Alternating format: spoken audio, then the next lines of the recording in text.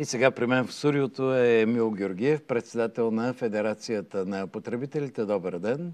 Добре дошли, господин Георгиев. Много ми е приятно. Обещахме си да се видим преди известно време, седмица и половина, когато вие представихте тук вашата идея за тази подписка срещу намерението на мобилните оператори да увеличат всеки с различен процент месечната такса. Каква е хронологията? Докъде стигнахте? Най-напред в вашето предаване инициирахме тази идея. Да. Почнахме кампанията на сакралната дата 14 февруари от голямата си любов към мобилните оператори, така да се каже. Започнах... Чакайте, единия все още не е казал сколко. Напротив, днеска казаха 9,5. Да им е честито на тези, които са... До вчера не знаех, извинявам се, да. Но това е новина, която и аз получих преди малко. На 14 февруари започнахме и припомням, че във вашето предаване за първи път в страната се обяви тази инициатива и на другия ден дойдоха 4 жалби от Тутракан по електронната поща. Започнаха да идват жалби и от Бургас, и от Варна, от Хасково, къде ли не още, от цялата страна и от селца, разбира се, в страната. И явно тази нашата инициатива се одобрява от хората като цяло. Сега аз съм убеден, че хората ни подкрепят, но за съжаление така някак си се страхуват да подкрепят открито по една и друга причина. Основната причина е, че ние за съжаление продължаваме да живеем в държава, която не е правова държава. Апатията все повече обзема обществото. Жалко е, но това е факт. Хората вече не вярват в нищо във връзка с този случай, защото може би отново за първи път ще прозвучи в вашето предаване. На 12 май се навършват точно 34 години от учредяването на Федерацията. Тоест 34 години сме на фронт, така да се каже. Връстници на промените. Точно така. Нашия офис се е превърнал в изповедална на мъката на потребителите и нямаше как да останем безучастни към намерението на мобилните оператори да повишат цената, което не е много лесно, защото когато им е изгодно, те мълчат. Да си припомним 22 година, пандемията, тогава те получаваха електроенергия на преференциални цени, мълчаха, както аз обичам да се изразявам, като глухари в любовен период. Не само това, не само електроенергията, мисля, че те им понижиха и цените за таксите за пренос на сигнала. На преференциални цени получаваха от всякъде така преференциални техни подаръци. Така че така стоят нещата. Тогава се обърнахме към потребителите. Отново използвам вашето предаване, защото ние някак се превърнахме в учебен център за правата на потребителите. И на вас ми прави чест, и на вас, и на телевизията. Продължаваме да твърдим, че имаме нелоялна търговска практика. И ще посоча 4 опорни точки. Слушам, нека да ви слушат и зрителите по-внимателно, защото това са важни неща. Важни неща. За съжаление, български потребител и в момента показва, че не си знае правата и е редно да ги знае, за да знае как да се ги търси. Знае се, че при подписването на договорите потребителите са поставени пред свършен факт. Представят им едни договори, които са типови. Единственото право на потребителя е да ги подписва. Никъде в договорите не е записано, че в случай на инфлация оператора има право да увеличава таксата. Такъв аргумент, уверявам всички, които в момента не гледат, няма в Европейския съюз. И аз питам, ако има дефлация или понижение на потребителският индекс, тогава дали ще има намаление? Убедени сме, че това няма да се случи. Много случаи, ето и днес имаше такъв случай, преди да дойда във вашето предаване. В договорите се включват услуги, които потребителя не желае. Например? Музиката, примерно. при прозвъняването, нали, някъде се появява една музика, тя се плаща. Хората не знаят, че тази музика е 40 стотинки. Така ли? Аз не съм си поръчал примерно музика, но ако по една и друга причина ми включва допълнителни услуги и разбере, че имам допълнителни услуги и отида при мобилен оператор, той ще откаже. А дали тази музика е лицензирана, която ни пускат? Това е отделна тема, не знаем дали е така. Освен това, при срочните договори потребителите буквално са приковани към топлофикация. Роби до края. Да. Те нямат право да преминат към друг оператор без наказателна санкция, т.е.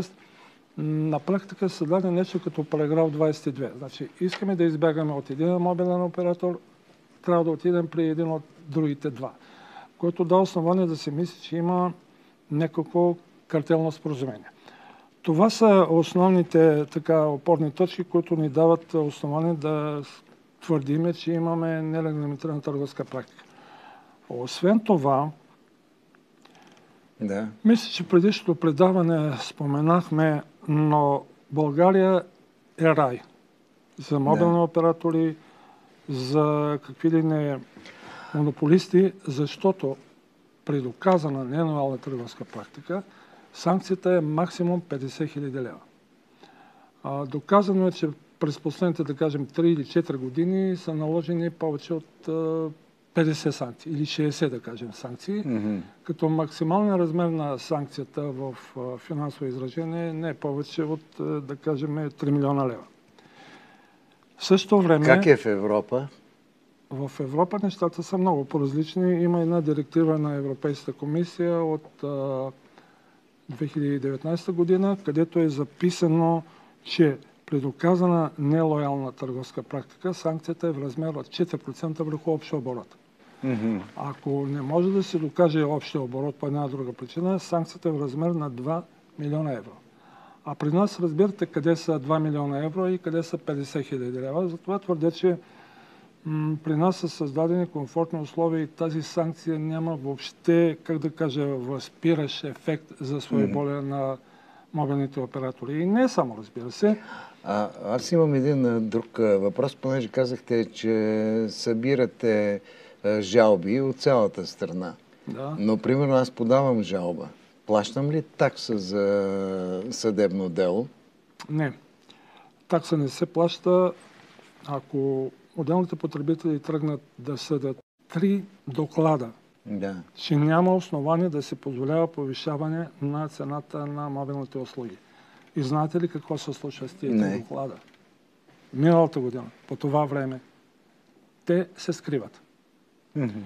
Те се скриват в бюрото на председател на комисията и мисля, че е редно най-после и комисия към Народното събрание, министър на икономиката да потърси отговорност и председател на комисия за защита на потребителите да даде обяснение, защо той не е внесъл тия доклади за разглеждане. И тогава можеха аргументирано или по някакъв друг начин да кажат да, разрешено увеличение или пък не, няма да се позволи. Така че това прави държавата. А за морал няма да говоря. Да, и омбудсмана, нали, и тя започна... Омбудсмана чести прави, че и тя се произнесе до последно. Надявам се омбудсмана, който сега ще поеме омбудсманство, да продължи политиката на до сегашния омбудсман. Но тук въпросът е морален. Защо? Морален, защото виждаме как мобилните оператори, тези, които се оплакват, че заради инфлация, заради нещо друго, разходите им са големи, печалбите са малко. И аз питам, като имат малки печалби, а те са в размер на стотици милиони, как така се позволяват да бъдат спонсори на футболни клубове? Аз не съм против футбола и против спорта въобще, но в крайна краща това да не бъде за сметка на потребителите. Идея си нямате, господин Колев, какви жалби пристигат. Аз нося 2-3 жалби. Нека да кажем нещо, без една жена, изнасяме лични данни. Да. Която казва така. Инвалид, втора група, пенсия 504 лева.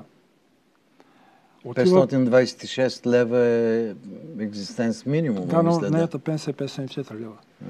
Отива при един мобилен оператор, той казва, прекрати си договора с седи кой си мобилен оператор и идва при нас.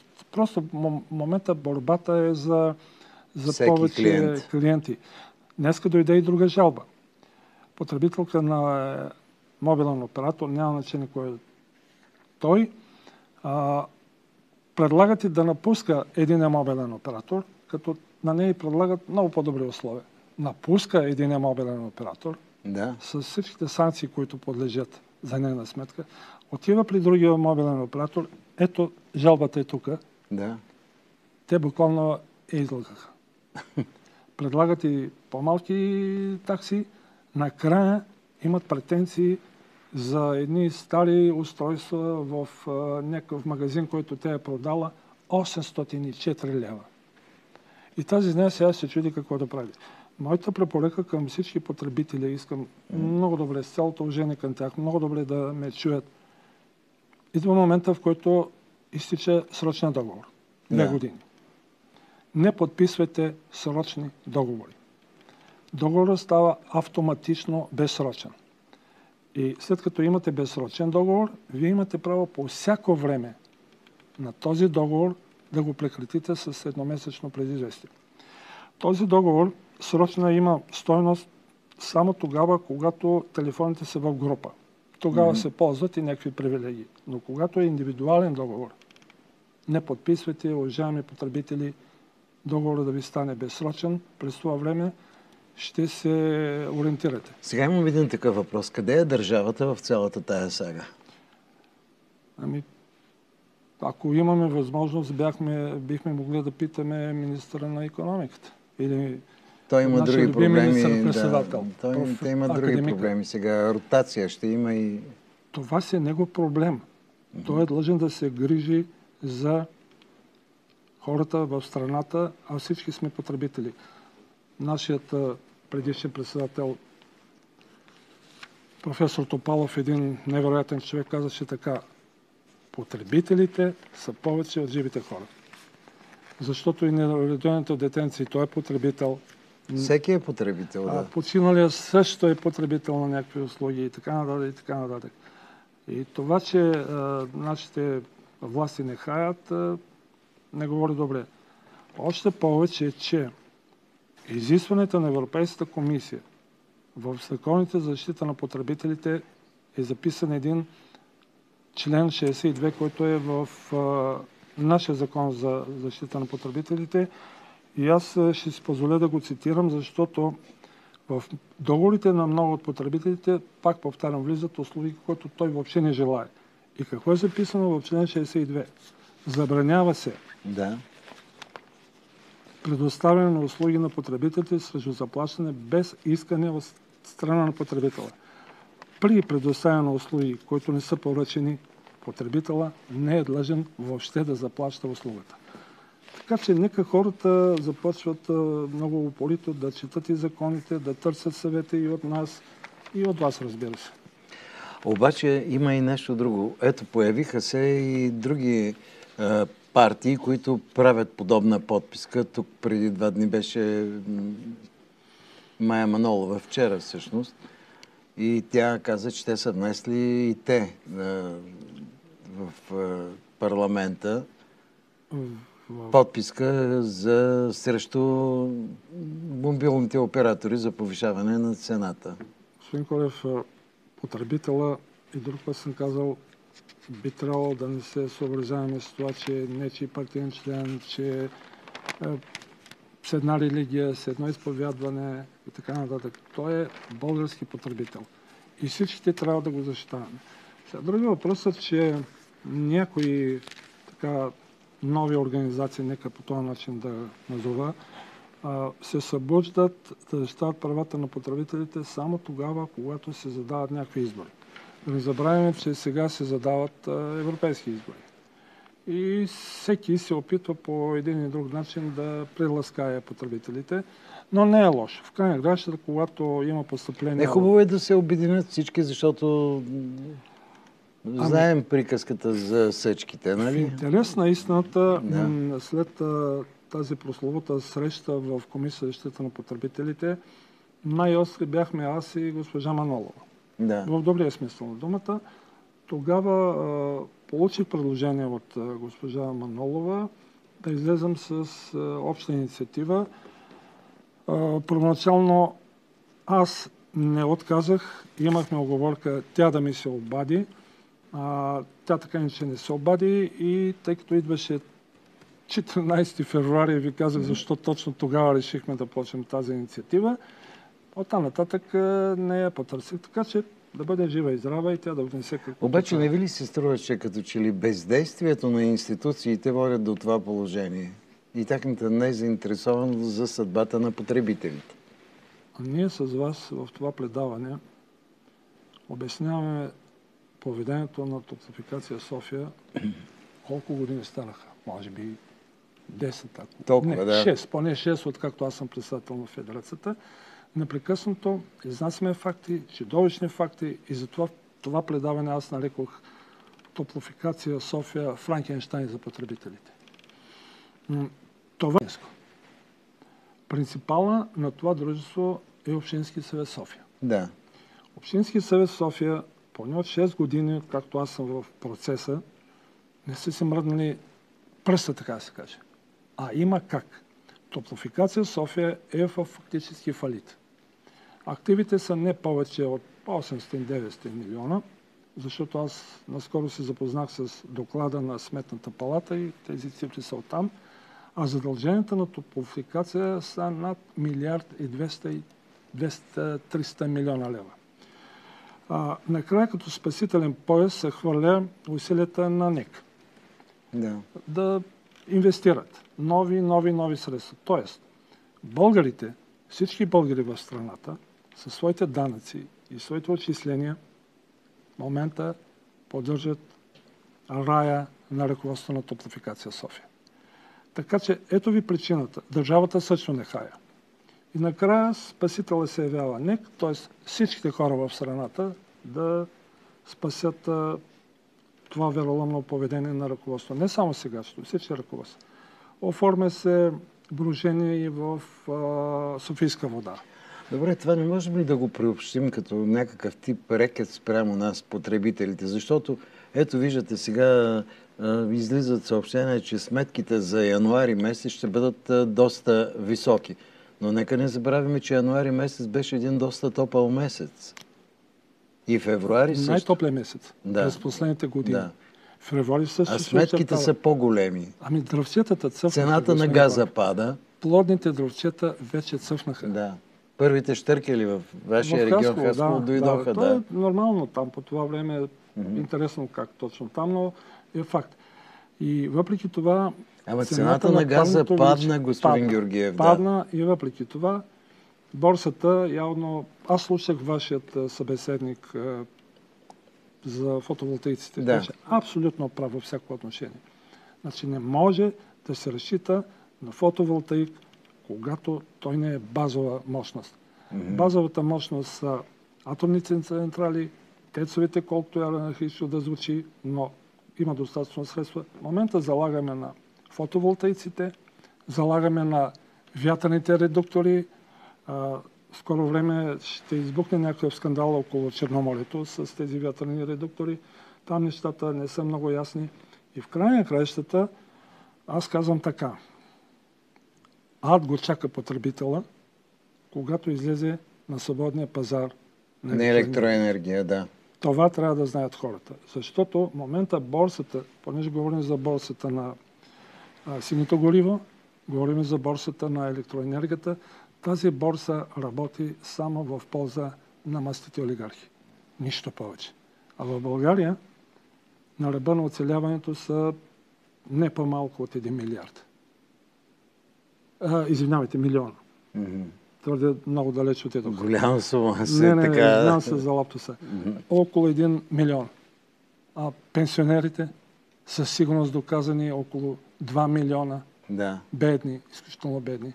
И това ни чака. Просто държавата не хай, избягала от своите задължения. Както се казва, ние можем да се откажем от парното, но то няма да се откаже от нас. Ние винаги плащаме. В едно предаване казахме, че сме задължени и на ония свет на Топлофикация, колкото и грозно да звучи. Съществен въпрос е какво ще предприемем от тук нататък, защото това беше и част от въпроса ви.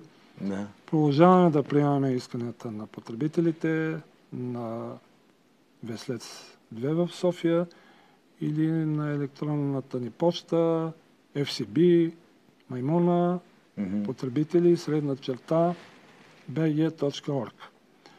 Още утре аз ще се обърна към Комисия за защита на потребителите и Комисия за регулиране на съобщенията и ще поискам тяхното становище дали е законно искането на мобилните оператори да увеличат размера на месечния абонамент в съответствие с процента на инфлация. Подчертавам, няма практика в Европейския съюз да се иска увеличение като се стъпа на процента на инфлацията. Също така ще искаме да ни се отговори дали са законни претенции на операторите за неустойки при положение, че размера не е упоменат изрично в договорите. Имаме такава жалба днеска. Казват, ако се откажеш от нас, неустойката е 250 хиляди лева. И аз призовавам потребителите, четете договорите. Ако в договора не е записан точен размер на неустойката, те ще имат много здраве от вас. Просто не могат да ви вземат тези пари и подавайте жалби пред нас. Благодаря ви, господин Георгиев. Ще ви очаквам отново в студиото, за да отговорим следващия път и на въпроси на наши зрители.